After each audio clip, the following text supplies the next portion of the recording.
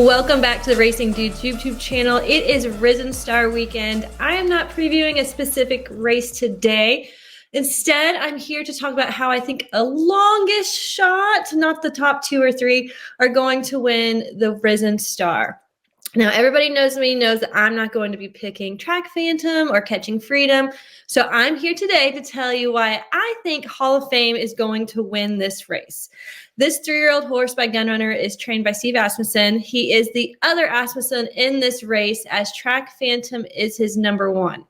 Let's go down his resume. He is 1 for 2, but has only been in maiden special weights. So you all are going to be coming at me saying, come on, this is too deep of water to be throwing him into. But let's just listen just a little bit to see what I have to say about him. His last race was in January, where it was favoring closers that day on the track, but he was able to run a 23.46 and still win by over 10 lengths. He also earned a 94 Beyer in that race, which I may add is the highest number in this entire field. His recent workouts are good, but I want you to specifically look at the PPs and look at his January 7th workout when he was working out with his stablemate Track Phantom. There were 67 horses that day. Track Phantom finished 28 out of 67, and Hall of Fame was 9 of 67. So I think he's going to prove that he's just as good as his stablemate, if not better. Now, everybody's going to be having the same response. He's only been in maidens. He's not going to get the distance, blah, blah, blah. Well, only 3 of these horses have ran in stakes and have won, and none of these horses have won at this distance.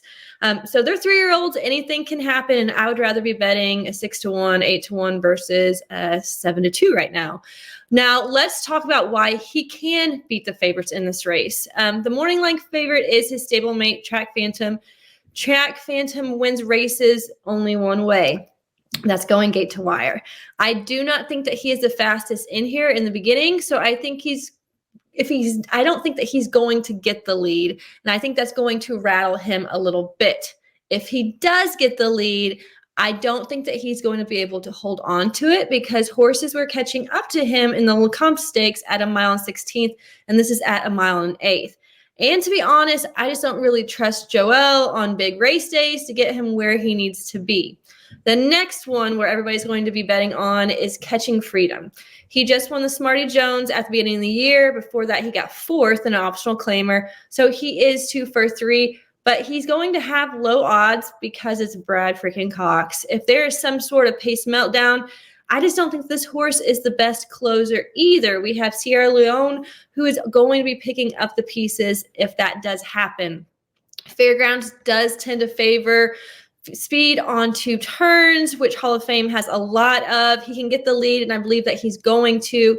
Even in his debut, he had a terrible start and was back in 6th place, but was able to finish up getting 2nd, was only 2 lengths behind the leader. So he has shown that he can make up lengths if he needs to. In closing, this horse was bought for $1.4 million, so he has a lot of pressure weighing on him to be something. And I believe that this field isn't the toughest, and he will be able to take them gate to wire fashion as the other Asmussen horse. Thanks for tuning in to the Racing Dudes YouTube channel. Make sure you are subscribed so you never miss a video, and check out our betting Bible for the Risen Star, which is now available and has picks for every single race. Until next week, guys, good luck.